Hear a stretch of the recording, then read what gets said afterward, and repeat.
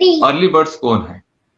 क्या जो लोग 2019 में ऑन पैसिव से जुड़े वही लोग अर्ली बर्ड्स हैं, या फिर जो लोग 2024 में ऑन पैसिव में अभी अभी आ रहे हैं या आने वाले दिनों में आएंगे, क्या वो अर्ली बर्ड्स हैं?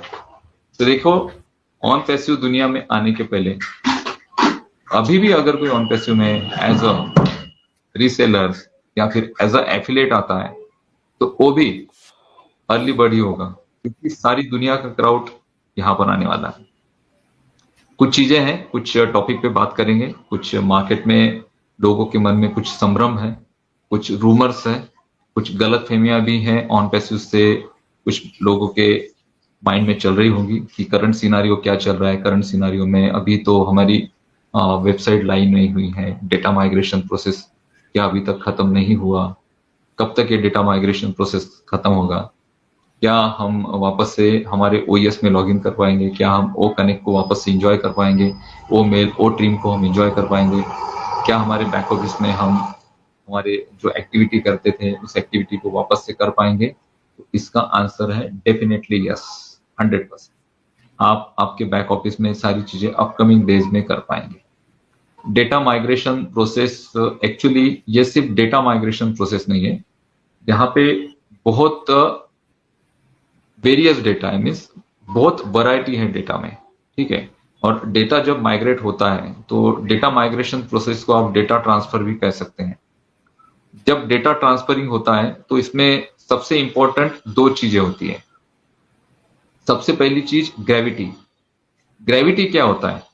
देखिए, जब माइग्रेशन प्रोसेस होती है, अगर कोई सॉफ्टवेयर का कोडिंग माइग्रेट किया जा रहा है एक अलग सर्वर से दूसरे सर्वर पर, तो ड्यूरिंग माइग्रेशन इसमें ग्रेविटी आ जाती है। ग्रेविटी आप ऐसा समझ लीजिए कि यहाँ पर जो कोडिंग है, यहाँ पर जो प्रोग्रामिंग डिजाइन की गई है वो आगे पीछे ऊपर नीचे हो सकती है। मान लीजिए जो सेम कोड जहां पे वो कोड रहना चाहिए, वो अगर उसके 2 लाइन 3 लाइन नीचे आ जाता है तो डेफिनेटली क्या होगा कि वो जो सॉफ्टवेयर है उसका सारा कोडिंग मिसमैच हो जाएगा। अगर कोडिंग मिसमैच होता है तो फिर वो सॉफ्टवेयर रन नहीं होगा। इस वजह से डेटा जब हम ट्रांसफर कर रहे होते हैं तो हमें इस बात का ध्यान देना है कि ग्रेविटी को हम प्रॉपर तरीके से मेंटेन कर पाए, या फिर ग्रेविटी को हम एक प्रॉपर तरीके से बैलेंस कर हमारे डेटा को ट्रांसफर कर पाए, ठीक है। दूसरा जो सबसे इंपॉर्टेंट पॉइंट होता है, जो बहुत ज्यादा रिस्की होता है जब हम डेटा ट्रांसफर कर रहे होते हैं, तो वो पॉइंट है करप्ट फाइल।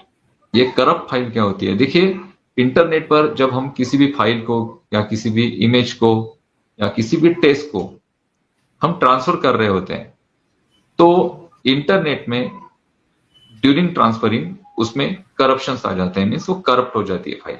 अगर आपका प्रोग्रामिंग पूरा ट्रांसफर हो रहा है और ट्रांसफर होने के बाद उसमें से एक फाइल करप्ट है, तो उससे क्या होगा?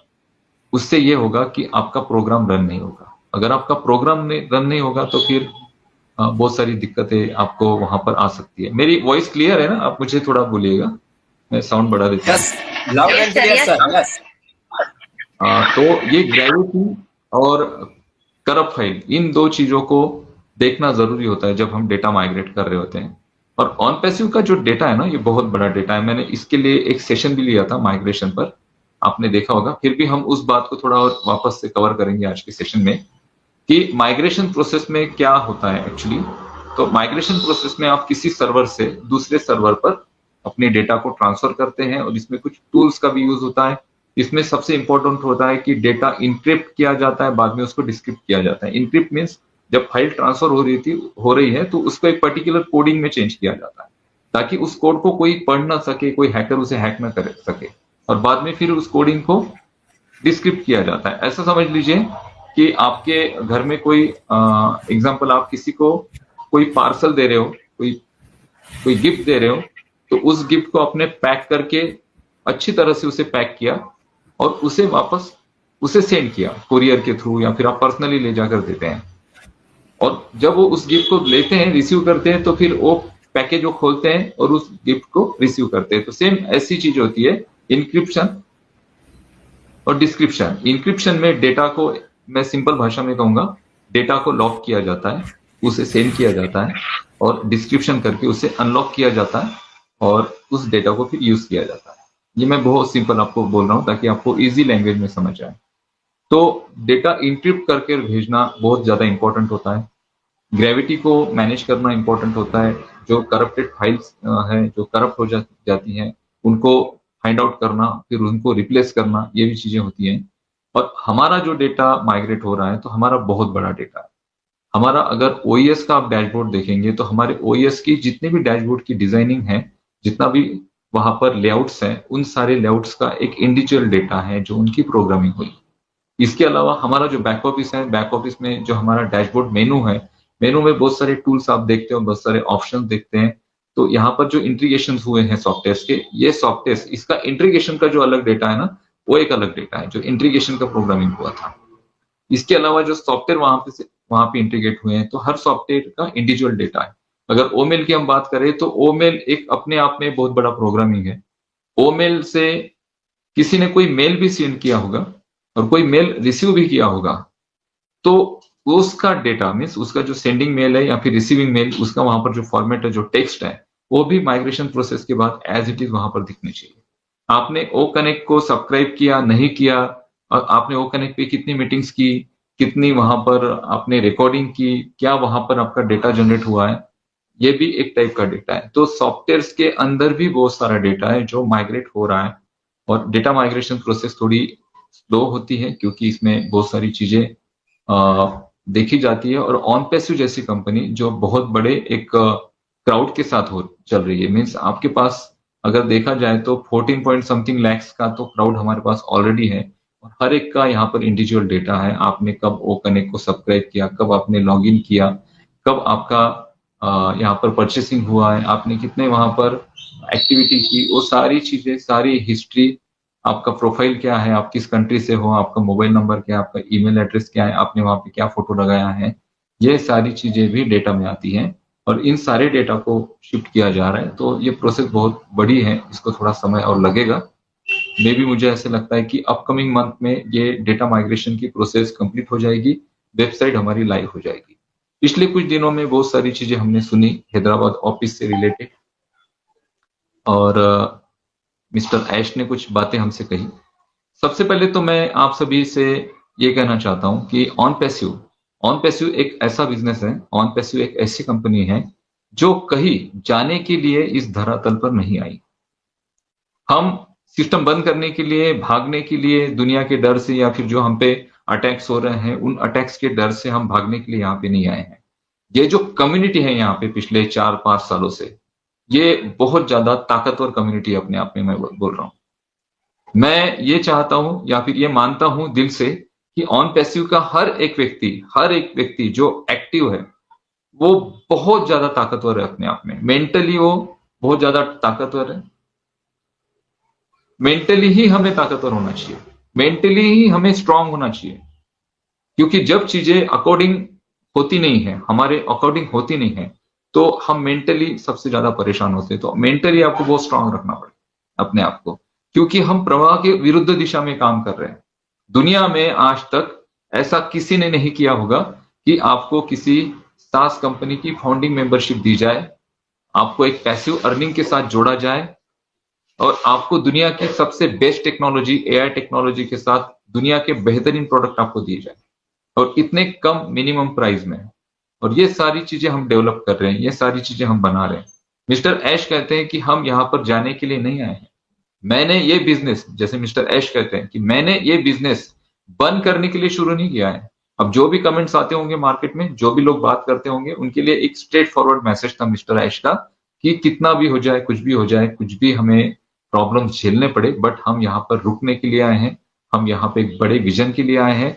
जितना हम पे आघात होगा, जितने हम पे वार होंगे, उतने हम अपने आप को बहुत ज्यादा स्ट्रांग बनाएंगे, और जितने हम स्ट्रांग बनते जाएंगे, उतनी एक बहुत बड़ी स्ट्रांग कम्युनिटी हम खड़ी करते जाएंगे। तो मिस्टर ऐश ने हम सबसे एक अपील की थी। क्या अपील की थी? कि ये जो घड़ी है, आज की जो सिचुएशन है, पिछले 4 सालों से इतनी क्रिटिकल सिचुएशन या फिर इतनी चीप लेवल पे ऑन पैसिव के साथ किसी ने कुछ नहीं किया जो पिछले दिनों में हुआ। अब इस पे मिस्टर ऐश ने जो क्लेरिफिकेशन दिया था, उन्होंने कहा कि ये मिसमैनेजमेंट की वजह से हुआ। उन्होंने कहा 2019 से लेकर 2023, जब तक हमने ओ कनेक्ट के सब्सक्रिप्शंस को मार्केट में नहीं लाया, तब तक कंपनी अपनी सारी चीजें अपने खुद के रेवेन्यू से कर रही थी। फाउंडिंग मेंबरशिप का जो पैसा आया भी होगा तो उस पैसे को भी अगर पकड़ते हैं, इसके अलावा कंपनी के अपने खुद के जो ओन इन्वेस्टमेंट्स थे उसके थ्रू सारी चीजें चल रही थी। 2023 को हमने बहुत एक प्रॉपर प्लानिंग के साथ 1 सितंबर को ओ कनेक्ट लॉन्च किया और शुरू के 1 महीने में हमारे पास बहुत बड़ा रेवेन्यू आया, बहुत बड़ा अर्निंग आया। जो हमने एक्सपेक्ट नहीं किया था उससे ज्यादा रेवेन्यू हमारे पास आया, लेकिन वो हमारे पास सिर्फ 1 महीने के लिए आया और वो पूरा होल्ड हो गया। वो रेवेन्यू हमें नहीं मिला। इसके अलावा कुछ लोगों ने कार्ड से क्लोन कर दिए थे ट्रांजेक्शन्स में, मीन्स कार्ड के क्लोनिंग करके ट्रांजेक्शन्स कर दिए थे बांग्लादेश में। इसके वजह से हमारे जो अकाउंट्स है उस अकाउंट्स को प्रोसेसर ने या फिर जो अथॉरिटी है उन्होंने फ्रीज किया। तो उसके बाद हमें जो फंड्स चाहिए थे वो फंड्स हमारे पूरे फ्रीज हो गए थे। और अभी जो सिचुएशन आप देख रहे हो, जैसे मिस्टर ऐश कहते हैं कि हैदराबाद ऑफिस में ये सारी चीजें हुई हैं, तो इससे कोई फर्क नहीं पड़ता है। मिस्टर ऐश ने कहा कि आज की जो सिचुएशन है, अभी जो सिचुएशन है, ये आज तक की सबसे कठिन सिचुएशन है ऑन पैसिव में, सबसे कठिन। और इस कठिन सिचुएशन में हम जितने ऑन पैसिवियंस हैं, जो अपने आप को हम एक फाउंडिंग मेंबर कहते हैं, हम एक प्राउड फाउंडर कहते हैं ऑन पैसिव के अपने आप को, तो यहाँ पर हम कितने कंपनी के साथ खड़े हैं, मिस्टर ऐश के साथ हम कितने खड़े हैं, कितने डेडिकेशन से हम आज भी ऑन पैसिव को उसी तरह उतने ही जोश से अपने दिल में रखते हैं, एक्सप्लेन करते हैं, उस पर सारी चीजें डिपेंड होंगी। और ये जो सिचुएशन है, अभी जो फिलहाल सिचुएशन हुई, जो चीजें हुई, इसको ऐश पूरी तरह से मैनेज करेंगे, प्रॉपर तरीके से मैनेज करेंगे। उन्होंने कहा कि अभी हम जो हमारी प्रायोरिटी है, जो हमें कुछ पेमेंट्स करने हैं, उसके लिए जो फंड्स की अरेंजमेंट है, उसका सारा अरेंजमेंट्स हो चुका है और वो अभी अपकमिंग है। मीन्स अभी तक वो अरेंजमेंट्स हुए भी होंगे और ऐश ने उस प्रॉब्लम को ओवरकम कर भी लिया होगा। मिस्टर ऐश ने एक बात और कही, उन्होंने कहा कि अभी जो हम रिबूट कर रहे हैं अपने आप को, ये पूरा सिस्टम रिबूट हो रहा है, पूरा सिस्टम। अभी हम लीगली, प्रोफेशनली और कमर्शियली सारी चीजें करेंगे और बहुत स्ट्रांग लेवल पे करेंगे।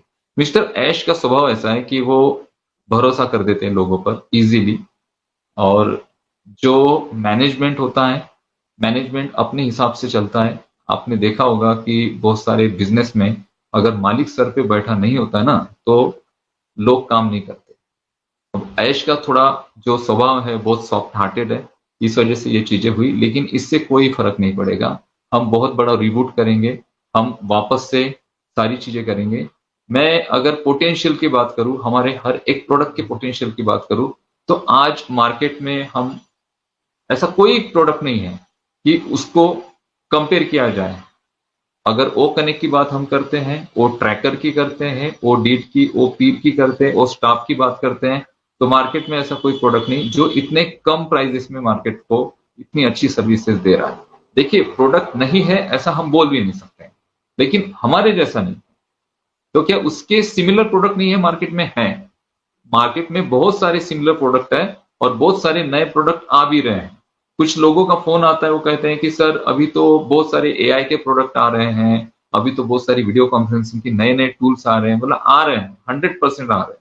लेकिन जिस प्राइस रेंज में हम लोगों को सर्विसेज दे रहे हैं ना, उसको कोई नहीं दे सकता। ना तो नई कंपनी दे सकती है, ना ही कोई पुरानी कंपनी दे सकती है। ओ कनेक्ट को अगर हम डायरेक्टली अगर कंपेयर करते हैं जूम के साथ, करना तो नहीं चाहिए लेकिन मैं करता हूं, चलो डायरेक्टली अगर जूम के साथ हम कंपेयर करते हैं, तो 24 फीचर्स के साथ ओ कनेक्ट है। सबसे पहली बात, हम जूम का जो हाईएस्ट मेगापिक्सल है वो है 720 पिक्सल। हम यहां पर 4K के साथ हमने शुरुआत की। हमने 6K, 8K और 12K का टेस्टिंग कर लिया, और ये टेस्टिंग हमारा 100% पॉजिटिव था और ये सक्सेसफुल हमारा टेस्टिंग हुआ। सब्सक्रिप्शन की बात करें और हमारा जो यूजर काउंट है, मीन्स कितने यूजर्स को, कितने पार्टिसिपेंट्स को हम सर्विस दे सकते हैं, कितनी प्राइस रेंज में, उसको अगर हम यहाँ पे कंपेयर करते हैं, तो जूम का $10,000 10,000 पार्टिसिपेंट्स का जो सब्सक्रिप्शन है उसका प्राइस है $6,490, ये $5,35,000 हो जाते हैं पूरे इंडियन करेंसी में। और अभी अभी मैं लेटेस्ट आपको एक बात बताऊंगा कि जूम में 100 पार्टिसिपेंट से पैकेजेस है, 100, 300, 500, 1000, 5000, 10,000, अभी 50,000 तक जूम की कैपेसिटी बढ़ चुकी है। पहले जूम में अगर आप 100 पार्टिसिपेंट्स का पैकेज लेते थे तो वो 2000 रुपीज, 1800 टू 1900 तक वो हो जाता था, अभी भी उसी रेंज में। अगर 300 लोगों का अगर जूम में आपको पैकेज लेना है जूम का 300 पार्टिसिपेंट्स के लिए, तो उसके लिए 2300 रुपीज उसका प्राइस था, और टैक्सेस एंड जीएसटी पकड़ने के बाद वो 3200, 3500 तक वो पैकेज जाता था, जिसमें आप 300 पार्टिसिपेंट्स का मीटिंग कर पाते थे। लेकिन अभी जूम ने 1 महीने का 3 मंथ्स का जो मीटिंग का पैकेज है उसे डिसकंटिन्यू किया है। अभी अगर आप जूम पे 300 लोगों के लिए अगर कोई पैकेज लेना चाहते हैं तो मिनिमम आपको 10 यूजर्स के लिए लेना पड़ेगा। उसकी प्राइस है 19,000 मंथ। कितने? 19,000 रुपीज पर मंथ 300 लोगों के लिए। और उसमें भी मंथली पेमेंट नहीं होता है, उसमें भी मंथली पेमेंट आप नहीं कर सकते हैं। उसमें भी आपको 1 ईयर का पूरा पैकेज लेना पड़ेगा 10 पार्टिसिपेंट्स के लिए, और 1 ईयर का जो प्राइस है वो है 1,90,000 रुपीज फॉर 300 पार्टिसिपेंट्स ओनली। अब आप इस बात को सोचो, आप इस पोटेंशियल को सोचो, बाकी सारे टूल्स साइड में रखो। अगर ऑन पैसिव अभी पूरे जोश के साथ अगर हम एक ही फोकस पेड प्रोडक्ट पे फोकस करें, ओ कनेक्ट पे, तो एक सिंगल ओ कनेक्ट ही मार्केट में इस तरह से छाने वाला है। अब अभी क्या होता है कि जब हमें बोल रहे हैं ना ये सारी चीजें, आज से 6 महीने पहले या 1 साल पहले भी हम बोलते थे। कई सारे लोगों को लग रहा होगा कि यार 1 साल पहले भी ये लोग यही बोलते थे, आज भी यही बोल रहे हैं। हम यहाँ पे अपना स्टार्ट कर चुके थे, सारी चीजें विथ प्लानिंग शुरू थी, लेकिन ऑन पैसिव मैं बोला आपको, और हमेशा बोलूंगा, आप भी लोग इस बात को अग्री करेंगे कि हम एक प्रवाह की विरुद्ध दिशा में जा रहे हैं। इस वजह से हमें बहुत ज्यादा कंपटीशन फेस करना पड़ रहा है, बहुत ज्यादा हमें अटैक झेलने पड़ रहे हैं, इंटरनल हमें अटैक झेलने पड़ रहे हैं।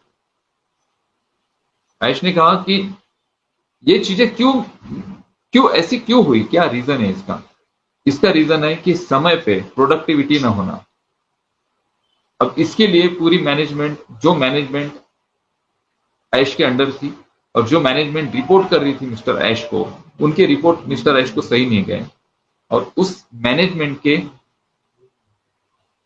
अनप्रोफेशनल मैनेजमेंट की वजह से क्या हुआ कि जो प्रोडक्ट जिस समय पे बनने चाहिए थे वो अपने समय से बहुत ज्यादा डिले हुए, और बहुत ज्यादा अगर डिले हो जाते हैं तो उसकी रनिंग कॉस्ट बढ़ी, उसका प्राइस बढ़ा। अगर 1 महीने में या 3 महीने में कोई प्रोडक्ट बन रहा है तो 3 महीने की जो रनिंग कॉस्ट होती है, अगर सेम प्रोडक्ट को जो 3 महीने में बनना चाहिए उसको बनाने के लिए टेक्निकल टीम या फिर मैनेजमेंट टीम अगर पूरा 1 साल ले रही है तो आपका 9 मंथ का कॉस्टिंग बढ़ जाता है। 9 मंथ के कॉस्टिंग में बहुत बड़ा कॉस्टिंग होता है, और ये इफेक्ट करता है आपके फंड्स को, आपका जो बिजनेस पोर्टफोलियो है या फिर आपकी बिजनेस की जो रिजर्व फंड है जिसको आप यूज करते हैं अपने बिजनेस के लिए, उस पर अटैक करेगा, क्योंकि सारे बजट्स और सारे कैलकुलेशन लगे होते हैं।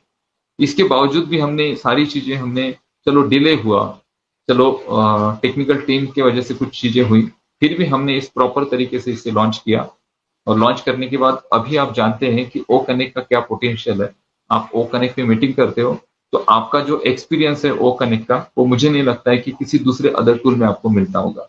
जिस व्यक्ति ने एक बार ओ कनेक्ट यूज कर लिया वो किसी अदर टूल्स को यूज नहीं कर सकता। क्यों? क्योंकि ओ कनेक्ट की जो एक्सपीरियंस है बहुत ज्यादा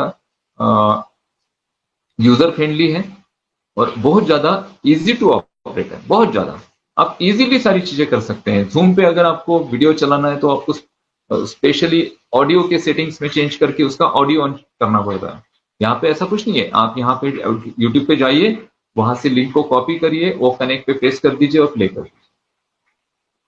ओवरऑल जो भी चीजें होगी अभी, इससे एक ही बात पता चलती है कि यहाँ पे अपकमिंग डेज में जो नया रिबूट आने वाला है वो बहुत ज्यादा प्रोफेशनल कमर्शियल होगा, और मिस्टर ऐश की स्ट्रेटेजी अभी चेंज हो चुकी होगी, मिस्टर ऐश का स्वभाव अभी चेंज हो चुका होगा, अभी वो मोर देन मोर प्रोफेशनल हो चुके हों। पहले मिस्टर ऐश को मैं देख रहा हूं इतने सालों से, वो बहुत ज्यादा इमोशनल है, और मुझे कभी कभी लगता था कि अगर हम इतना बड़ा बिजनेस खड़ा कर रहे हैं तो इतने इमोशन से हमें हम उसे खड़ा नहीं रख सकते, हमें थोड़ा स्ट्रिक्ट होना पड़ेगा, हमें थोड़ा सा बहुत प्रैक्टिकल होना पड़ेगा। जो लोग काम कर रहे हैं या नहीं कर रहे, जो नहीं कर रहे उनको आउट करो, जो कर रहे हैं उनसे करवाओ। लेकिन मिस्टर ऐश का स्वभाव ऐसा है कि चलो भाई, सबको एडजस्ट वो करते हैं, और उसका ही परिणाम हुआ। अच्छे व्यक्ति के साथ, अच्छे लोगों के साथ, एक अच्छे विजन के साथ ये सारी चीजें हमेशा होती हैं, इसमें कोई पहली बात नहीं है कि ऐसा हुआ। बहुत बहुत कंपनीज के साथ, बड़ी बड़ी इंडस्ट्रीज के साथ ये होता है। आपके पर्सनल लाइफ में भी अगर आप बहुत ज्यादा अच्छे लेवल से कोई अच्छा काम कर रहे हो तो उसमें प्रॉब्लम्स क्रिएट करने वाले बहुत सारे लोग आपके आसपास होते हैं। लेकिन हम इन सारे लोगों को किस तरह से देखते हैं, हम क्या हमारे प्रॉब्लम्स को सिर्फ प्रॉब्लम्स समझते हैं या फिर प्रॉब्लम्स में हम अपॉर्चुनिटी को ढूंढते हैं, ये सारी चीजें हमारी खुद की सोच पे डिपेंड होती है। तो यहाँ पे एक ही चीज है जो हमें करनी है कि हम अपने आप को बहुत ज्यादा पॉजिटिव रखें अभी, और मिस्टर ऐश के सपोर्ट में हम खड़े रहे। उन्होंने एक ही बात कही, एक ही बात उन्होंने मांगी है हमसे। उन्होंने कहा कि मुझे भाई आप लोगों का मॉरल सपोर्ट चाहिए, मुझे ये लगना चाहिए कि आप सारे लोग मेरे साथ हो तो मैं दुनिया 100% यहां से जीत लूंगा। जो भी रिस्टार्ट हमें करना पड़ रहा है, जो भी रिवोट हमें करना पड़ रहा है, वो 100% मिस्टर ऐश करेंगे। मिस्टर ऐश जिन्होंने एक सिंपल एक आइडिया से इतने सारे लोगों को जोड़ा, दुनिया में ऑन पैसिव का डंका बजाया, और इस डंके को वो कायम रखेंगे। हाँ, कुछ हमें चीजें झेलनी पड़ रही है, इसकी वजह से हमारे ब्रांड पर, हमारे ब्रांड वैल्यू वैल्यू पर थोड़ा इफेक्ट हुआ है, बट इससे कोई फर्क नहीं पड़ता, क्योंकि हमारा जो मोटिव है वो अच्छा है। हमने गलत मोटिव से कुछ भी ना तो किया है और ना ही हम कर रहे हैं। हम एक बहुत सॉफ्ट और अच्छे मोटिव के साथ, एक अच्छे विजन के साथ हम आगे बढ़ते जा रहे हैं, और ये विजन जो है ये हमें डेफिनेटली विन करेगा। जो भी आपके प्रॉब्लम्स होंगे या फिर जो भी आपकी फिलहाल सिचुएशंस होगी, हम समझते हैं। तो अभी आप जो भी अपना काम कर रहे हो ना, उस पर फोकस करो, ठीक है। और साथ ही साथ ऑन पैसिव में उसी डेडिकेशन के साथ, उसी एक्टिविटी के साथ एक्टिव रहो जो एक्टिविटी आपकी पहले थी, ठीक है। तो यहाँ पे बहुत सारी चीजें डेफिनेटली चेंज होगी। हम ऑन पैसिव में हैं, हम जाने के लिए नहीं है, हम आगे बढ़ने के लिए है। हम आगे बढ़ते जाएंगे और हम दुनिया को दिखा देंगे कि ये जो लोग हैं ऑन पैसिव में, जो लोग हैं, ये बहुत कमाल के लोग हैं, ये अलग ही प्राणी हैं इस धरती पे। इनके जैसे प्राणी ना तो कभी बने हैं और ना ही बनेंगे। तो स्टे ट्यून, बहुत ज्यादा एक्साइटेड रहो, कोई प्रॉब्लम नहीं है, कुछ नहीं होगा, सब लोगों के सारे सपने पूरे होंगे। ये सपना जो हमने देखा है या फिर ऑन पैसिव जो बनी है, ये ऑन पैसिव सिर्फ मिस्टर ऐश चाहते हैं इस वजह से नहीं बनी। मिस्टर ऐश चाहते हैं कि हम भगवान का काम कर रहे हैं, हम लोगों को हेल्प करने का काम कर रहे हैं, हम लोगों की दुआएं लेने के काम कर रहे हैं। हमारे पास पैसा आएगा तो हम ह्यूमैनिटी के लिए काम कर रहे हैं। तो अगर हम ह्यूमैनिटी के लिए काम कर रहे हैं, किसी के जीवन में सफलता, किसी के जीवन में अच्छा प्रकाश लेकर आने के लिए अगर हम काम कर रहे हैं, तो हम वाकई में हम गॉड का, भगवान का काम कर रहे हैं। और जब हम भगवान का काम करते हैं ना, तो भगवान बहुत ज्यादा परीक्षा लेते हैं। तो समझो ये हमारी परीक्षा की घड़ी है, और इस परीक्षा में हम बिल्कुल पास होंगे, हम जीतेंगे, हम यशस्वी होंगे। हम बहुत ज्यादा कॉन्फिडेंट है क्योंकि हम ऑन पैसिव हैं। Thank you so much.